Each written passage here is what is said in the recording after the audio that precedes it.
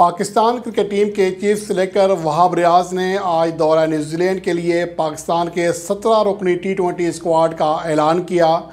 तो अब इसमें सवाल ये पैदा होता है कि इनमें ओपनिंग कौन करेगा। सैम अयूब हैं, फ़खर जमान हैं, साहबजादा फरहान हैं, बाबर आजम और रिजवान पहले से ओपनिंग करते हुए आ रहे थे। इसके ऊपर बात करेंगे। और उसके अलावा मोहम्मद हारिस को क्यों ड्रॉप किया गया है, बहुत सारे शायकीन क्रिकेट के जहनों में ये सवाल है। अलबत्ता कुछ सिलेक्शन ऐसी हुई हैं जो कि मेरे ख्याल में वक्त पर सही हैं, जिनमें आज़म खान है। जब उन्हें मौका दिया गया था तो वो इतने ज़्यादा मेच्योर बल्लेबाज नहीं थे, उन्हें जल्दी की गई। और ये मैंने उस टाइम कहा था कि जब आज़म खान को मौका दिया गया था कि ये जल्दी की जा रही है, और वो बुरी तरह फ्लॉप हुए। और अब लगता ऐसा है कि अब CPL में, पाकिस्तान सुपर लीग में, डोमेस्टिक क्रिकेट में काफ़ी इन होने के बाद आज़म खान किसी हद तक मेच्योर बैट्समैन हैं और अच्छी कारकर्दगी दिखा सकते हैं, ख़ुद को इंटरनेशनल लेवल पर भी बनवा सकते हैं।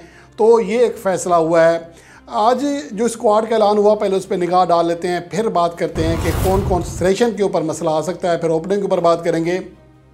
शाहीन अफरीदी, आमिर जमाल, अब्बास अफरीदी, इब्रार अहमद, आज़म खान, बाबर आजम, फ़खर जमान, हारिस रऊफ़, हसीबुल्ला, इफ्तिखार अहमद, मोहम्मद नवाज़ और उसके अलावा मोहम्मद रिजवान, वसीम जूनियर और साहबजादा फरहान, सैम अयूब, उसामा मीर और जमान खान, ये पाकिस्तान के स्क्वाड का हिस्सा होंगे दौरा न्यूजीलैंड के लिए, जिसका आगाज़ 12 जनवरी से होगा और 21 जनवरी तक 5 T20 मैचेस की सीरीज़ खेली जाएगी पाकिस्तान और न्यूजीलैंड के दरमियान। बहरहाल अब टॉपिक्स पे आते हैं। पहली बात तो ये है कि मोहम्मद हारिस जो कि एक जाहरे मिजाज खिलाड़ी हैं, हालांकि T20 वर्ल्ड कप 2022 के बाद वो कोई बड़ी कारकर्दगी नहीं दिखा सके, लेकिन उनके अंदर एक करंट है, एक पोटेंशियल है। वो लगता है अगर उनके ऊपर काम किया जाए तो वो पाकिस्तान के लिए बहुत बड़े खिलाड़ी बन सकते हैं। T20 फॉर्मेट में एक ख़तरनाक प्लेयर बन सकते हैं। उन्हें बस एड़े तिरछे जो स्ट्रोक्स खेलते हैं उन पर कंट्रोल पाना होगा या फिर उनकी भरपूर प्रैक्टिस करना होगी, वरना जब वो रवायती अंदाज से खेलते हैं तो बहुत अच्छी हिटिंग करते हैं, बड़े दिल के खिलाड़ी हैं। जब उन्हें मौका दिया गया पाकिस्तान टीम में पहले मैच में तो वो 7 रन बनाकर आउट हुए थे इंग्लैंड के ख़िलाफ़, लेकिन T20 वर्ल्ड कप 2022 में अगर उनकी कारकर्दगी देखें, 28 रन बनाए थे साउथ अफ्रीका के ख़िलाफ़, सिर्फ 11 गेंदों पर 2 चौके और 3 छक्के लगाए थे। इसके बाद अगले मैच में बांग्लादेश के ख़िलाफ़ 18 गेंदों पर 31 रन बनाए थे, 1 चौका और 2 छक्के लगाए। जिसके बाद न्यूजीलैंड के ख़िलाफ़ सिडनी के मकाम पर 2 चौकों और 1 छक्के समेत 25 गेंदों पर 30 रन बनाए थे। लेकिन इसके बाद उनकी कारकर्दगी बेहतर नहीं हो सकी। वर्ल्ड कप के बाद, T20 वर्ल्ड कप 2022 के बाद 8 रन बना सके थे इंग्लैंड के ख़िलाफ़, फिर अफ़गानिस्तान के ख़िलाफ़ 6 रन बनाए, फिर अफ़गानिस्तान के खिलाफ 15 रन किए। आखिरी 2 मैचों में 1 और 0 पर आउट हुए अफ़गानिस्तान और न्यूजीलैंड के ख़िलाफ़।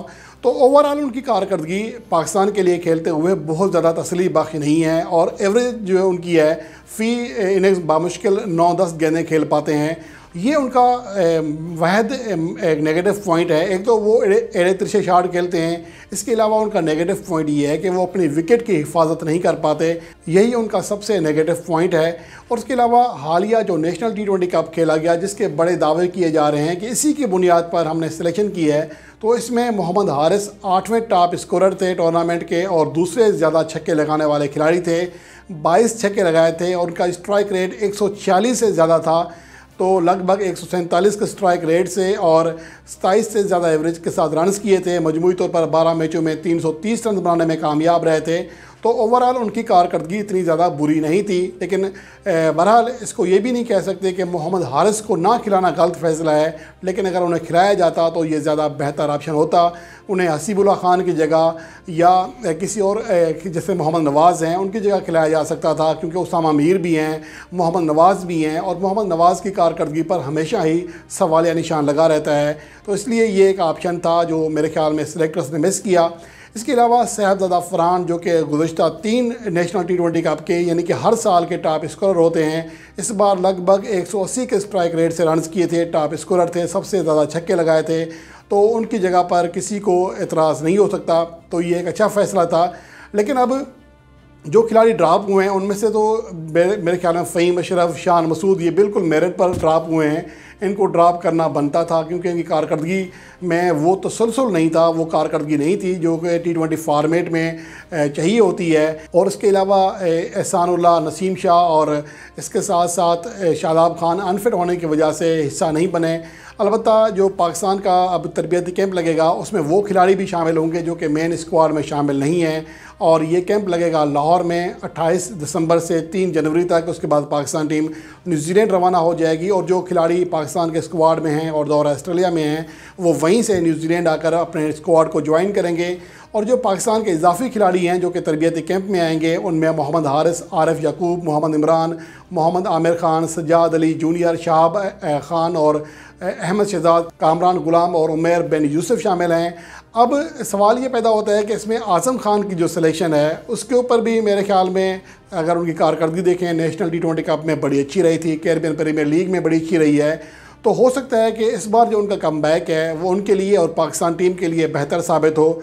गो के तेज़ पिचेज़ हैं जहाँ पर उनका ट्रैक रिकॉर्ड ज़्यादा बेहतर नहीं है, लेकिन इसके बावजूद उम्मीद की जा सकती है कि जो हालिया अरसे में तजर्बा हासिल किया है आज़म खान ने वो उन्हें काम आएगा।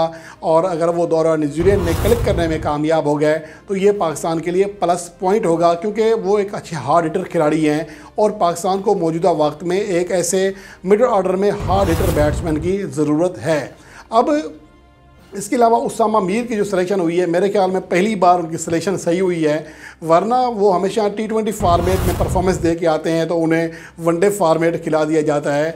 जो उनका मेन फॉर्मेट है जिसमें वो परफॉर्मेंस दे रहे हैं, 99 विकेटें भी हासिल कर चुके हैं, T20 ब्लास्ट में देख लें, दी 100 में देख लें, तो वो अच्छी कारकर्दगी दिखा के आ रहे थे। उन्हीं कारकर्दगी की बुनियाद पर उन्हें पाकिस्तान टीम में सेलेक्ट तो किया जाता था, लेकिन वनडे स्क्वाड में, क्योंकि शायद इमाद वसीम का रास्ता रोकना था या जो भी था, तो ये एक गलत मिसाल कायम की गई। अगर एक खिलाड़ी एक फॉर्मेट में अच्छी परफॉर्मेंस दे रहा है तो उसमें पहले उसमें मौका देना चाहिए, जब उसमें कामयाब हो जाए तो फिर आप दीगर फॉर्मेट में लेके जा सकते हैं। लेकिन उसामा मीर के साथ ऐसा नहीं होता रहा, इसलिए T20 फॉर्मेट में अगर वो डेब्यू करते हैं इस टूर में तो मेरे ख्याल में वो इस पोजीशन में होंगे कि अच्छी कारकर्दगी दिखाकर इस बार अपनी टीम में जगह बना लें, क्योंकि वो कुछ हिटिंग भी कर लेते हैं। उनकी एवरेज उतनी बड़ी नहीं है, लेकिन 138 से ज़्यादा उनका T20 फॉर्मेट में स्ट्राइक रेट है, तो 19-18 छक्के भी लगा चुके हैं, तो वो बड़े शॉट्स भी खेल सकते हैं और ये पाकिस्तान के लिए फ़ायदेमंद हो सकता है।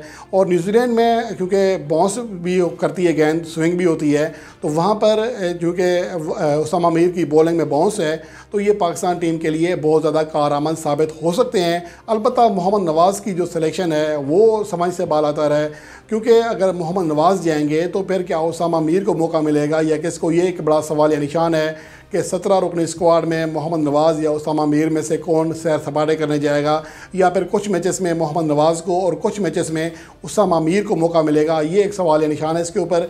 और इसके अलावा जो बात कर लेते हैं अगर पाकिस्तान का ओपनिंग कौन करेगा, ये एक बड़ा सवाल है, क्योंकि ओपनिंग के लिहाज से पाकिस्तान के स्क्वाड में सैयद ज़फ़रान शामिल किए गए हैं जो कि रेगुलर ओपनर हैं। उसके साथ साथ ऑलरेडी बाबर आज़म और रिजवान है, फ़खर ज़मान है, सैम अयूब हैं। तो अगर सोच चेंज करनी है, जो कि हमारे नए चीफ सेलेक्टर का, नई मैनेजमेंट का दावा है, और इतलात ये भी हैं कि पूरी कोशिश की जा रही है कि पाकिस्तान टीम का जो पहला सेटअप था, जिन प्लेयर्स की आपस में दोस्ती है, उनको तोड़ा जाए, उनको निकाला जाए एक एक करके टीम से। ये एक इतला है, ये किसी भी तरह पाकिस्तान टीम के लिए बेहतर नहीं है। हाँ, अगर आपकी कोई ऐसा खिलाड़ी है, उसकी परफॉर्मेंस अच्छी नहीं है, उस बुनियाद पर तो आप किसी को ड्रॉप कर सकते हैं, लेकिन इस बुनियाद पर नहीं कि इनकी आपस में दोस्ती है, इस दोस्ती को तोड़ें, तो ये मेरे ख्याल में गलत होगा। लेकिन उसके बावजूद मैं अभी भी इस हक़ में हूँ कि हर बार बात की जाती है कि बाबर आज़म रिजवान की जोड़ी नाकाम है, पावर प्ले में रन्स नहीं करती है, तो इस बार चेंज कर देना चाहिए, क्योंकि ये मौका है T20 वर्ल्ड कप 2024 की अगर तैयारी करनी है तो फिर बजाय बाबर आज़म या रिजवान के सैम अयूब और फ़खर ज़मान से ओपनिंग कराना चाहिए, जबकि जो बाकी बैट्समैन हैं, बाबर आज़म वन डाउन पोजीशन पर खेल सकते हैं, सैयद ज़फ़रान दूसरे नंबर पर, रिजवान नीचे बैटिंग कर सकते हैं, तो ये चेंजिंग हो सकती है। गो के जो फ़खर ज़मान का एज ए ओपनर रिकॉर्ड है T20 फॉर्मेट में वो ज़्यादा बेहतर नहीं है, लेकिन सैम अयूब के साथ वो इसलिए कामयाब हो सकते हैं कि फ़खर ज़मान की एक नेचर है कि शुरू में थोड़ी गेंदें डॉट खेलते हैं, उसके बाद गेंद उनके बैट पर आना शुरू होती है। ये और यही वजह है कि हमेशा वो वनडे फॉर्मेट में कामयाब रहे हैं, T20 फॉर्मेट में कामयाब नहीं होते।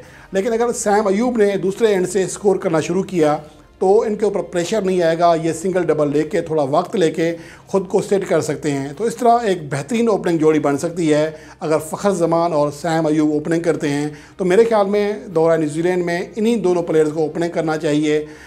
बाबर आजम को वन डाउन पोजीशन पर खेलना चाहिए।